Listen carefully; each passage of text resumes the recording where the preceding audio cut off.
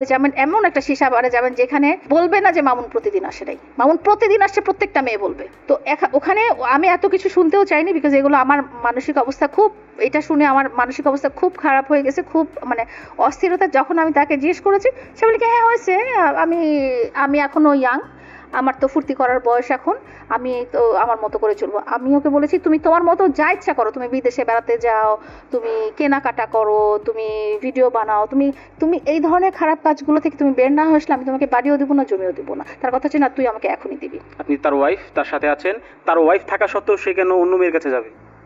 এখন তার সাথে কিন্তু আমার 1 বছরের একটা ডিফারেন্স হয়ে গেছে, মানে একটা বছর কিন্তু আমরা একদম দেখাই করিনি, এবং এখনো সে কিন্তু আলাদা একটা বাসা ভাড়া করে থাকে।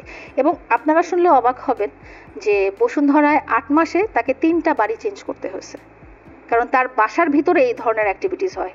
তার বাড়িওয়ালারা তাদেরকে বের করে দিচ্ছিল, মানে এই এত মেয়ে আসে, এত হয়, এত খারাপ লোকজন আসে যে তাদেরকে 8 মাসে 3টা বাসা তারা চেঞ্জ করেছে। এগুলো নিয়ে তো আমি আর কি বলবো, যাই হোক। তারপরে ওই ছবিগুলো আমার কাছে আসলো। মামুনের ফোনের পাসওয়ার্ড আমার সারা জীবনেই জানা। মামুনের ফোনে এগুলো আমি দেখিনি কখনো। ওর ফোনে আমি ভিডিও করি, আমার ফোনে ও ভিডিও করে। হ্যাঁ, আমি মেয়ের বিষয়টা ক্লিয়ার হতে চাই যে সর্বশেষ মেয়ে আপনাকে কি বলেছিল, বা কোনো মামলা টামলা করার বা রেপের মামলা টামলা? ওরা মামলা তো ওরা করবে না, মামলা তো ওরা তো প্রফেশনাল, ওদের তো কাজই এটা। ওরা ওরা আমাকে বলেছে যে আমি আপু এরপরে আমি ওকে অন্য আরেকদিন ডাকবো, সেদিন আপনাকেও ডাকবো, আপনি পুলিশ নিয়ে আসবেন। আমাকে এই কথাটা সর্বশেষ এটা বলেছে যে আপনার এরকম ওকে।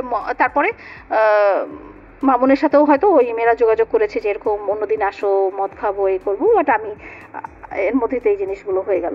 মেয়েকে জিজ্ঞেস করেছিলেন কত টাকার বিনিময়ে তাকে চুক্তি করেছিলেন? এত এত এত আমার কথা বলারই তখন আমি মানসিকতা নাই, কারণ মামুনের চরিত্র নিয়ে না আমার না কখনো কোনো সন্দেহ ছিল না। আমার মনে হয়েছে সে মনে হতো 4 বছর থেকে যে সে হয়তো নাইট ক্লাবে যাইতো, সে নেশার প্রতি আসক্ত, কিন্তু মেয়েদের সাথে হয়তো দুষ্টামি করতো, নাচানাচি করতো, এতটুকু পর্যন্ত। কিন্তু মেয়েদের সাথে যে ফিজিক্যালি ভাবে সে একদম মতো অ্যাক্টিভিটিস করবে, এই জিনিস আমি কোনোদিন কল্পনাতেও ভাবতে পারিনি।